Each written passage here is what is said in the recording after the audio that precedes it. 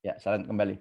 Nah, karena itu dalam setiap momentum penting, tentara pasti selalu terlibat dalam menentukan arah tujuan bangsa. Oleh karena itu memang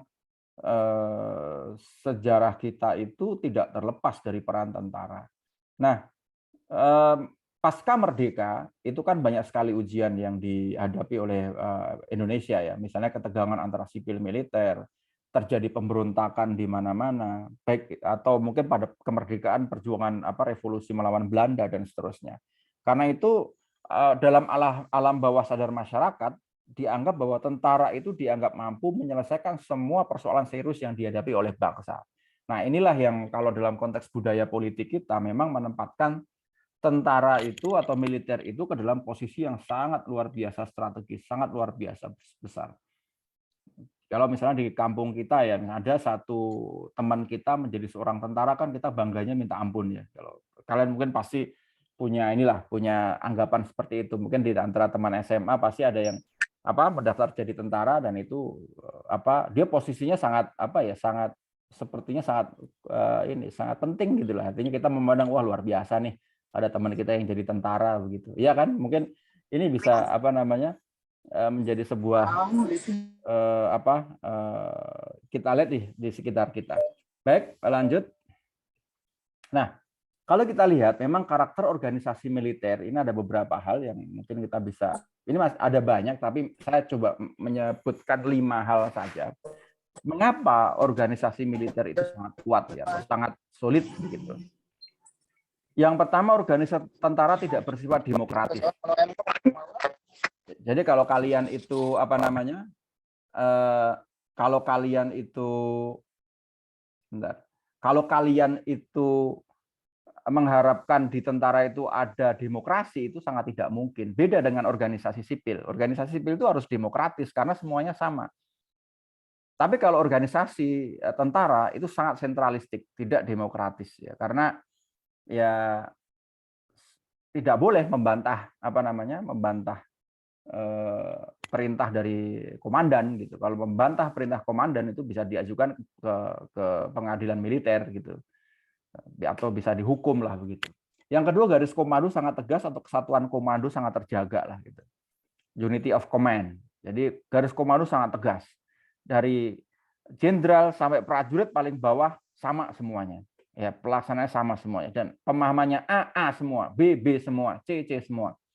Tapi kalau organisasi sipil tidak. Organisasi sipil itu kalau atasnya A, bawah mungkin belum tentu A. Ini bisa B atau bisa C dan lain sebagainya. Karena itu kalau demokrasi itu kan yang penting adalah keragaman kan, keragaman. Kemudian karakter disiplin yang kuat. Tidak ada organisasi yang disiplinnya itu sekuat militer. Militer itu pasti paling kuat disiplinnya. PNS saja mungkin tidak terlalu kuat juga, apalagi organisasi-organisasi masyarakat ya. Disiplinnya tidak sebaik disiplin militer gitu. Mereka terbiasa dengan kegiatan-kegiatan yang memang mensyaratkan disiplin dengan sangat ketat sekali, dan itulah militer. Yang keempat, rasa percaya dan keyakinan yang sangat tinggi terhadap tugas. Mereka memandang bahwa tugas mereka sangat mulia. Karena apa? Mempertahankan negara dari ancaman ancaman asing atau ancaman internal begitu. Dan karena itu imaji tentang tugas mereka itu sangat mulia sekali gitu, ya kan? Istilah-istilah misalnya gugur dalam tugas, kemudian juga mendapatkan penghargaan bintang kehormatan dan lain sebagainya. Karena itu mereka sangat percaya dan keyakinan yang sangat tinggi terhadap tugas mereka. Yang kelima, memiliki jiwa korps yang sangat kuat atau esprit de corps-nya sangat kuat sekali. Jadi misalnya di dalam militer itu ada semacam doktrin bahwa tidak ada yang prajurit yang salah adalah komandannya. Nah, itu adalah yang membangun semangat esprit de corps-nya itu sangat kuat sekali mereka ini. Tidak ada organisasi sipil yang punya esprit de corps sekuat organisasi militer. Nah, oleh karena itu militer memang dengan kondisi ini mereka sangat kuat ya, mereka sangat terorganisir, mereka sangat teratur, dan mereka sangat efektif dalam tugas-tugasnya begitu. Nah, inilah yang menjadi karakter dari organisasi militer. Nah, bagaimana hubungan sipil dengan militer? Ada dua pendapat dari Claude Wells dan Arthur Smith. Dia mengatakan bahwa tidak pernah ada militer yang secara total melepaskan dirinya dari politik. Dan tidak pernah ada pula militer yang tidak melibatkan dirinya dalam berpolitik. Artinya apa? Menurut Wells dan Smith, dia mengatakan bahwa militer itu pasti ingin selalu berpolitik, begitu. Intinya begitu. Karena dominan mereka yang sangat dominan sekali begitu. Apalagi kalau negaranya kacau, mau tidak mau militer pasti akan turun, bahkan mungkin bisa melakukan kudeta kalau tidak ada apa istilahnya tidak ada ketertiban. Atau dari Max Weber misalnya, suatu negara adalah suatu komunitas manusia yang berhasil mengklaim monopoli atas penggunaan kekerasan fisik yang sah dalam suatu wilayah tertentu. Artinya apa? Ada elemen kekuasaan yang bisa mendapatkan legitimasi melakukan kekerasan. Ibaratnya kalau dalam film ada license to kill istilahnya gitu, izin untuk membunuh, surat izin untuk membunuh misalnya. Nah, itu polisi atau tentara karena mereka punya senjata dan mereka bisa menggunakan senjata itu sesuai dengan apa namanya tuntutan-tuntutan yang ada di lapangan. Ya kan? Dan mereka punya dan kekerasan fisik itu dilegitimasi dengan undang-undang. Ya kan? Misalnya polisi bisa apa namanya bisa memberantas kejahatan ya dengan kekerasan juga. Kalau ada maling yang tidak apa namanya tidak kooperatif bisa ditembak dia, tembak kaki, bahkan mungkin tembak mati. Demikian juga militer juga sama gitu. Kalau sipil nggak bisa karena sipil nggak punya senjata, sipil nggak punya legitimasi peraturan atau legitimasi aturan-aturan yang bisa membuat mereka melakukan kekerasan secara fisik begitu. Nah, jadi ini apa namanya militer itu punya keunggulan dibandingkan dengan sipil dari aspek itu gitu. Tapi ya perlu memang apa namanya dikelola secara seimbang lah. Jadi ada dua ini ya hubungan sipil militer. Nah, menurut Eric Nordlinger tahun 77 dia mengatakan bahwa ada tiga tipologi militer politik. Yang pertama moderator, yang kedua guardian, yang ketiga ruler atau penguasa. Nah, kalau dilihat dari aspek kekuasaan yang dimiliki, maka tipologi moderator, tipologi militer dengan tipologi moderator, maka dia akan menggunakan kekuasaan untuk memveto ya. Dia punya kekuasaan veto. Nah, kalau dari tujuan ekonomi dan politik, maka tipologi moderator itu mereka melindungi status quo, ya kan, status quo. Nah, kemudian kalau dari tipologi guardian, maka kekuasaan itu dilakukan untuk mengontrol pemerintahan. Nah, kemudian dari tujuan ekonomi politik, melindungi status quo dan mengkoreksi kesalahan serta pemborosan. Jadi memang kalau level yang paling menengah, yang paling bagus di guardian gitu. Karena dia bisa mengontrol pemerintahan. Kalau pemerintahan tidak sesuai dengan jalan, maka dia akan mengingatkan begitu militer ini. Nah, tapi ada yang punya tipologi sebagai penguasa. Artinya apa? Militer itu dia sebagai rezim yang berkuasa, rezim dominan. Nah, dia juga mempengaruhi perubahan politik dan perubahan sosial ekonomi. Artinya apa? Kalau kita lihat dari tiga tipologi ini sebenarnya semuanya itu mengandung kemungkinan bahwa militer itu sangat mungkin untuk masuk ke dalam wilayah politik gitu. Jadi tidak ada pure murni tentara yang ada di barak atau di dalam barak-barak militer. Di Amerika mungkin masih bisa dilihat ya bahwa militer memang terkait hanya aspek pertahanan saja gitu. Pertahanan saja. Dia tidak masuk ke politik, itu masih bisa. Tapi rata-rata sebagian besar di negara Asia bahkan termasuk Indonesia, militer masih punya peran kuat dalam aspek politik meskipun secara tidak langsung. Nah, jadi ini ada beberapa faktor pendorong mengapa militer berpolitik. Pertama adalah merosotnya kredibilitas pemerintah dalam menjalankan fungsi pemerintahannya. Artinya apa? Pemerintah nggak punya kredibilitas dalam fungsi pemerintahnya. Yang ada adalah pemerintahan menjadi tidak teratur, tidak tertib, ya, banyak kekacauan. Nah, inilah yang mendorong militer itu berpolitik, masuk ke dalam politik. Yang kedua, adanya konflik di antara para pemimpin politik sipil yang berujung pada tidak efektifnya pemerintahan. Partai A melawan partai B, presiden dengan wakil presiden konflik, presiden dengan partai politik atau presiden konflik dengan parlemen. Akhirnya pemerintahan tidak efektif. Ini yang membuka ruang masuknya militer dalam politik. Ya. Atau yang ketiga, tidak adanya ancaman musuh dari luar karena militer ini tidak punya musuh, maka ya akhirnya dia ikut ngerecokin sistem politiknya, ngerecokin politik, ngerecokin partai politik dan lain sebagainya. Yang keempat, munculnya masalah keamanan domestik. Nah, ada ancaman-ancaman domestik ya. Misalnya kayak di Papua ya, kayak pemberontakan dan lain sebagainya, masalah. Nah, itulah kemudian muncul keamanan masalah domestik. Dan itu militer juga militer dan polisi dalam hal ini ya untuk masuk ke dalam politik. Nah, kemudian ada satu konsep ya tentang yang melegitimasi militer itu berpolitik ya. Kalau kita lihat ini difungsi pada masa Orde Baru. Nah, sebelum masuk ke situ, apa sih konsep difungsi itu? Nah, konsep difungsi pada masa pemerintahan Orde Baru berawal dari gagasan Aha Nasution yang disebut dengan konsep jalan tengah. Artinya pada waktu itu karena konflik elit-elit politik ya, sampai mungkin di situ ada mosi tidak percaya dalam ketika sistem parlementer, itu yang membuat kemudian militer pada waktu itu, tentara di bawah Aha Nasution membuat konsep jalan tengah. Artinya apa? Militer merasa terpanggil untuk bisa menetralisir atau bisa mengurangi dampak dari konflik politik pada masa itu, ya kan? Sehingga karena yang dipertaruhkan adalah nasib bangsa dan negara, itu keyakinan militer pada waktu itu. Nah, konsep jalan tengah merupakan sebuah konsep yang menginginkan militer berperan sebagai alat pertahanan keamanan negara sekaligus berpartisipasi dalam bidang ideologi, politik, ekonomi, sosial, dan budaya. Hampir semua sektor yang ada di negara kita dalam konsep jalan tengah ini itu dimasuki oleh militer atau tentara.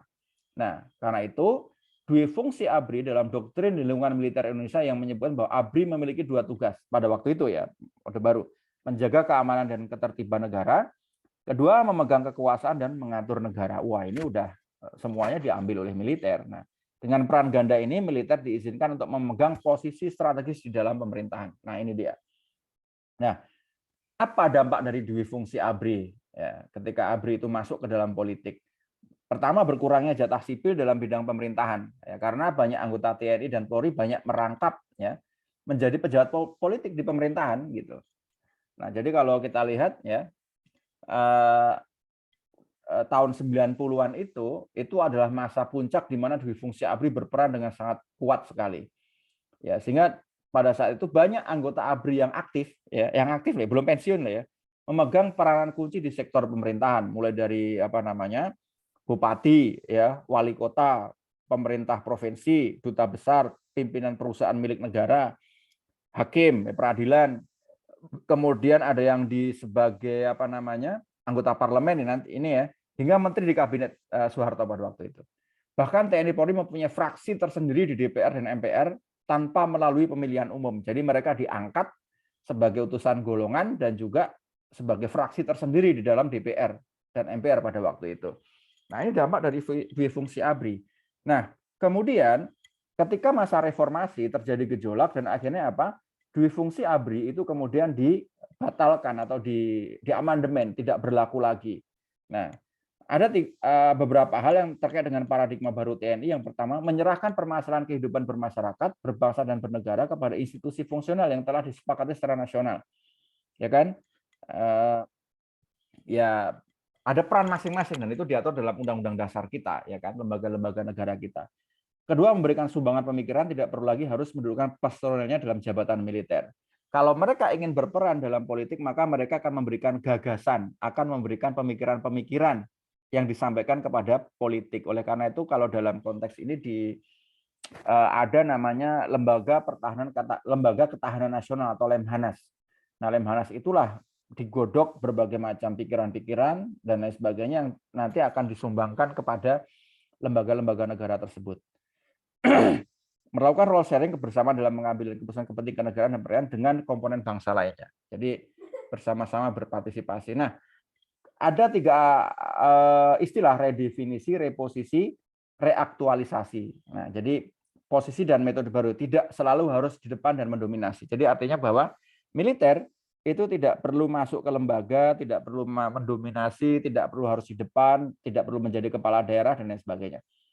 Dari menduduki ke mempengaruhi. Jadi bukan mengintervensi, melainkan memberi kontribusi pembangunan, gagasan-gagasan, pemikiran disampaikan kepada lembaga-lembaga terkait.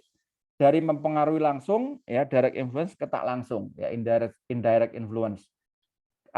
Berikutnya kesediaan melakukan political dan role sharing bersama dengan komponen bangsa lain. Jadi ini tiga hal ya, redefinisi, reposisi, reaktualisasi militer di Indonesia. Nah, ini poin-poin penting reformasi TNI dan Polri. Pertama adalah pemisahan fungsi pertahanan militer dan keamanan polisi, ya, fungsi pertahanan militer dan keamanan polisi. Polri bukan lagi bagian dari ABRI. Jadi dipisah antara Polri dengan TNI. Nah, ini juga sekarang Polri di bawah langsung Presiden ya, karena di situ ada Kapolri gitu. Dan ada juga Polri dan TNI menjadi dua institusi yang terpisah. Nah, kedua, penghapusan peran sosial politik militer. TNI dan Polri tidak lagi memiliki jatah perwakilan di parlemen, baik di pusat maupun di daerah. Jadi sekarang tidak ada lagi fraksi TNI, tidak ada lagi utusan golongan yang dari TNI, Polri, dan seterusnya. Yang ketiga, personel militer dan polisi tidak diberi hak pilih dalam pemilu. Personel militer yang tertarik untuk berpolitik harus pensiun melepas keanggotaannya. Maka kalau ada TNI yang ingin menjadi gubernur, menjadi wali kota, maka dia harus pensiun dini, pensiun terlebih dahulu dan tidak boleh aktif menjadi anggota TNI. Nah, ini yang menjadi sebuah proses reformasi penting ya.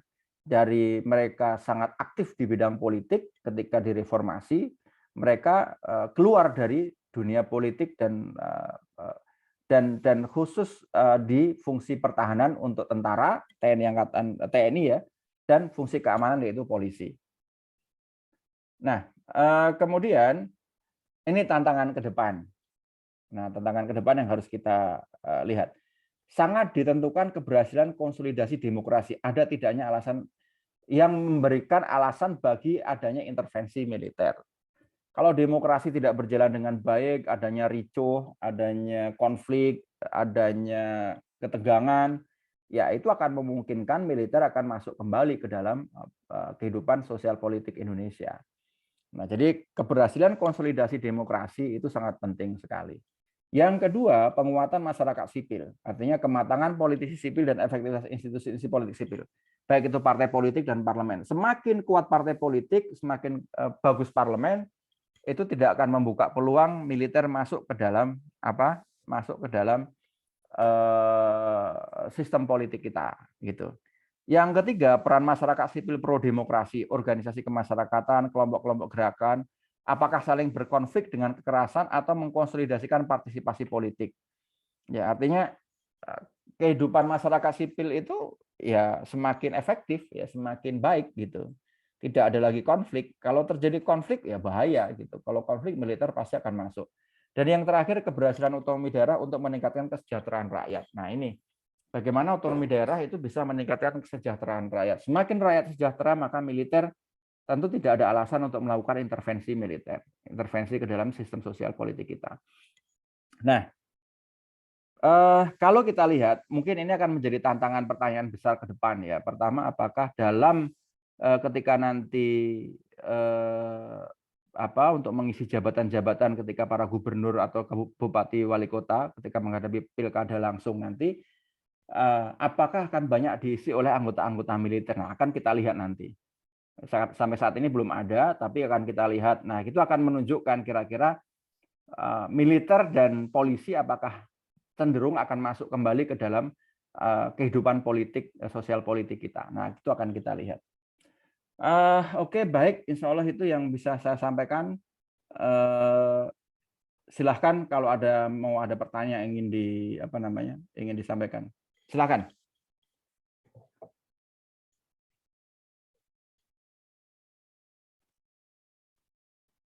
Ya, silahkan. Iya, Pak, izin bertanya. Ya.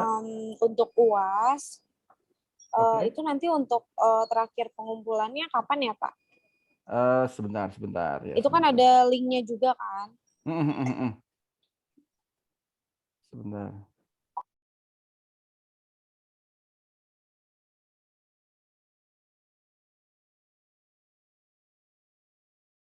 Nih, jadi untuk UAS ini dilaksanakan dari hari Sabtu ya 18 Juni sekarang sampai dengan Kamis 23 Juni. Ya. Nah, jadi dan karena server e-learning-nya masih belum belum selesai di maintenance, maka nanti akan UAS dilaksanakan melalui Google Form. Nanti silahkan menghubungi akademik ya. Gitu. Begitu.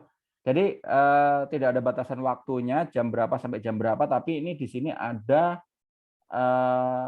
mulai dari hari Sabtu 18 Juni sampai 23 Juni. Demikian.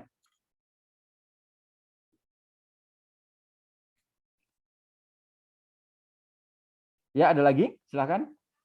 Pak, izin bertanya. Ah, ah, ah. Apa sih dampak positif dan negatifnya ketika militer ikut masuk ke politik, ikut kembali ke politik?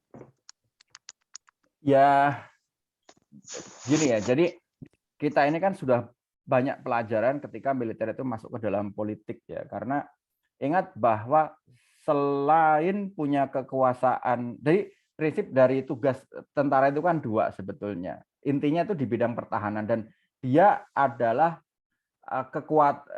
salah satu kekuatan yang dilegitimasi untuk bisa memberikan kekerasan fisik begitu.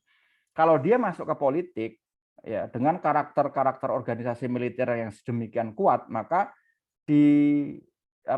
dikhawatirkan itu akan menimbulkan ketidakseimbangan dalam kehidupan sistem politik ya. Karena kan kalau ya ibaratnya dia pegang pistol, dia pegang bedil ya, kalau dia berhadapan dengan politisi sipil atau masyarakat sipil ya yang menang siapa? Pasti militer kan, pasti tentara pada akhirnya. Nah, dan mereka organisasi militer ini sangat kuat secara korpsnya itu, esprit de corps-nya. Artinya apa? Itu sangat membuka peluang atau kemungkinan mereka untuk bisa kemudian lebih dominan ya dalam kehidupan politik. Kalau kita lihat misalnya ya masa Orde Baru ya, militer kan sangat dominan sekali gitu. Militer sangat dominan sekali.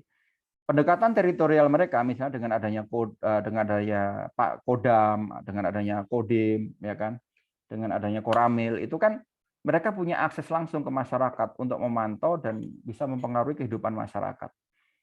Jadi sebenarnya militer itu ya pasti ada ketika mereka aktif di politik ya pasti ada keuntungan, pasti ada kerugian. Tapi secara umum dengan adanya sejarah ya ketika masa Orde Lama dan Orde Baru sebenarnya kehidupan keterlibatan militer atau tentara dalam kehidupan politik itu cenderung merugikan sistem politik gitu. Karena pasti dengan dengan terlibatnya militer kehidupan demokrasi itu menjadi sangat terancam gitu, sangat terancam. Nah, itu pengalaman dari Orde Lama dan Orde Baru ya. Jadi ini menjadi sebuah masukan ya.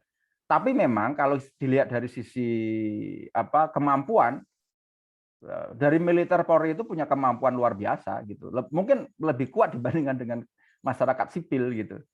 Tapi kan yang kita cari dalam konsep tentang kehidupan sistem politik kita ini kan kita penting yang kehidupan demokrasi itu. Bagaimana menghargai hak-hak individu, bagaimana setiap orang punya kesempatan yang sama dan lain sebagainya. Tidak ada dominasi kelompok-kelompok kepentingan dan lain sebagainya gitu. Kalau kehidupan kita ini semua diatur oleh militer atau tentara, ya dampaknya pasti akan banyak merugikan gitu. Dalam banyak kasus-kasus di negara ya, negara-negara yang lain di luar Indonesia, dominasi militer itu kalau kita lihat misalnya kayak seperti di junta militer ya. Sekarang pemerintahan junta militer sudah agak jarang ya. Tapi beberapa masih menggunakan militer sebagai elemen atau unsur untuk menekan masyarakat sipil begitu. Sebagian begitu. Kayak kasus Cina misalnya ya kan negara-negara yang dominan dengan sistem sosialis atau komunis ya kan. Kemudian negara-negara yang punya yang cenderung lebih ke diktator ya, ke otoritarian beberapa negara. Mereka pasti akan membangun militernya dengan sangat kuat begitu. Kalau melihat kasus di Indonesia ya sebetulnya sangat tidak sebetulnya kombinasi sipil militer itu cukup bagus Indonesia karena Indonesia ini butuh butuh figur yang memang sangat kuat tergantung kondisinya sih. Kalau situasi normal maka ya cenderung butuh figur sipil yang kuat. Tapi kalau kondisi krisis, kondisi perang, ya memang harus butuh figur militer yang kuat. Jadi tergantung aja sebetulnya. Begitu mungkin. Ada yang lain? Terima kasih Pak atas jawabannya. Ya. Oh ya. Jadi ini pelaksanaan UAS mahasiswa dilakukan melalui link Google Form yang telah disediakan. Nah, jadi mahasiswa dapat menjawab soal melalui link Google Form pada hari Sabtu 18 Juni 2022 sesuai jadwal kuliah sampai dengan hari Kamis 23 Juni 2022 pukul 13. Jadi waktu terakhir untuk menjawab itu 23 Juni 2022 pukul 13 atau pukul 1 siang. Ya, paham ya? Iya, Pak. Ya, Pak. Seperti seperti UTS kemarin sih kelihatannya. Ya, Pak. Oke, Ya. siap, Pak. Ada yang lain lagi? Pak, Ya, Pak, ya, izin Vivi. bertanya. Ya, silakan, Vi. Ita, Pak. Oh, Ita ya, itu. Tita ya, Tita. Silakan Tita. Kan Menteri BPN sekarang diganti apa ya? Menteri ATR BPN tuh jadi Pak Hadi, Ya, mantan Hadi Panglima Cahyanto, mantan Tentara. Panglima TNI. Ya, betul. Nah, itu menurut Bapak lebih banyak membangun atau mungkin dampaknya kurang baik untuk menteri kita yang sebelumnya gitu, Pak? Ya. Gimana perubahannya? Ya, kita belum tahu ya Iya. apa kebijakan-kebijakan dari Pak Hadi Cahyanto. Baiknya kita tunggu saja. Tapi kalau kita lihat memang Pak Sofyan Djalil ini sebetulnya relatif cukup menteri yang tidak banyak tidak banyak hingar-bingar begitu. Dia jadi tidak banyak kasus yang muncul, tidak banyak istilahnya kontroversi-kontroversi yang muncul. Memang beliau jadi seorang menteri yang betul ini gitu. Nah, sekarang beliau di reshuffle. Nah, kalau menteri itu kan jabatan politik ya. Mau kerja bagus, mau kerja buruk ya, kalau misalnya presiden pengen minta diganti ya diganti gitu. Nah, yang mengganti masalahnya sekarang adalah mantan Panglima TNI. Secara peraturan perundang-undangan tidak ada masalah ya, karena dia udah pensiun ya, Pak Hadi Cahyanto udah pensiun dan menjadi menteri ATR BPN. Tapi kita lihat nanti kira-kira program-program beliau apakah nanti memang betul-betul bisa menjawab beberapa persoalan-persoalan yang terkait dengan soal pertanahan, misalnya terkait menjawab bagaimana menjawab soal konflik-konflik tanah. Nah, ini problem besar nih. Padahal dalam konflik tanah di Indonesia banyak indikasi terlibat ya dari kalangan aparat keamanan baik itu Polri maupun TNI gitu. Misalnya banyak kan kalau kita lihat berita-berita terakhir itu banyak ketika membahas soal masalah persoalan agraria di Indonesia, petani itu banyak dihadapkan dengan BRIMOB misalnya, banyak dihadapkan dengan tentara misalnya yang membela kepentingan-kepentingan pengusaha gitu. Sementara ini ternyata menterinya dari kalangan militer juga. Nah, ini kira-kira ini menarik sebetulnya bisa kalian analisis nih. Ya kan, apakah semakin akan melibatkan personel pertahanan keamanan atau tentara atau polisi dalam setiap kebijakan-kebijakan di bidang pertanahan. Ya kan? Yang kedua kalau urusan soal kemarin soal surat tanah itu kan bagus ya, kepengurusan SHM itu terobosan-terobosannya cukup bagus. Nah, yang menjadi kekhawatiran kita adalah dengan sedemikian banyaknya problem konflik tanah, ini dengan menterinya seorang mantan militer kira-kira akan bisa mengurangi atau justru malah menambah problem dalam konflik tersebut, ya kan? Misalnya begini, dia akan kerja bagus, misalnya ya, sebagai seorang mantan Panglima TNI mungkin dia harusnya bisa aparat TNI, polisi, jangan lagi menjadi alat-alat para pengusaha untuk menekan masyarakat ya, pemilik tanah misalnya atau rebutan tanah dan sebagainya. Itu bisa gitu, itu bisa. Tapi bisa juga ketika dia menjalankan tugas sebagai seorang menteri dan dia mantan Panglima TNI, dia bisa juga memancing atau bisa mengundang keterlibatan lebih banyak lagi di para aparat-aparat keamanan dalam konflik-konflik tanah itu. Begitu. Nah, ini bisa dua hal bisa terjadi. Tapi kita lihat karena kan beliau baru dilantik ya, kita akan bisa melihat dengan kebijakan. Itu Tita. Baik, Bapak. Makasih, Pak. Ya, sama-sama. Ada yang lain lagi?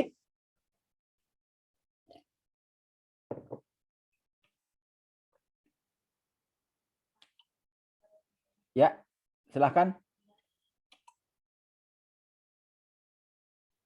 Satu lagi, ada yang tanya?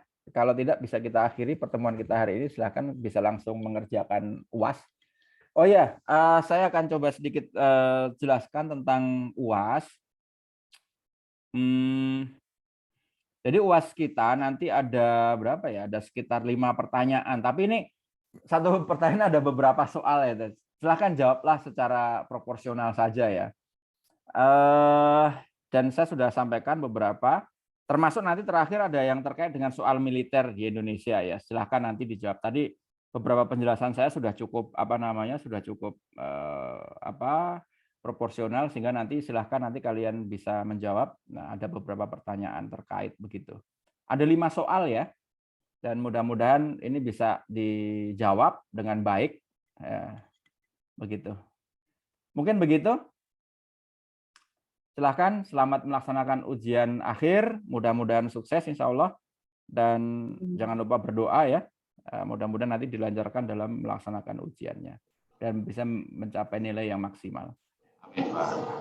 Baik, mungkin begitu yang bisa saya sampaikan. Silahkan nanti kalau ada kesulitan bisa menghubungi saya. Bisa akan saya saya akan jawab dan saya akan segera sampaikan nanti bahan kuliah habis kuliah saya langsung akan kirimkan ke kalian di grup. Baik, mungkin itu yang bisa saya sampaikan. Kita tutup ya perkuliahan kita pada pagi hari ini. Mudah-mudahan 6 kali pertemuan ini bermanfaat buat kita semua dan bisa memberikan penambahan ilmu yang baik khususnya dalam mata kuliah Sistem Politik Indonesia dan bermanfaat ke depannya. Baik, mungkin itu. Kalau ada kesalahan selama saya mengampu mata kuliah ini, saya mohon maaf sebesar-besarnya karena ya mohon maaf kalau misalnya belum bisa offline ya, belum bisa offline. Mudah-mudahan kita di kesempatan lain bisa ketemu lagi dalam mata kuliah berikutnya. Baik, mungkin itu. Terima kasih atas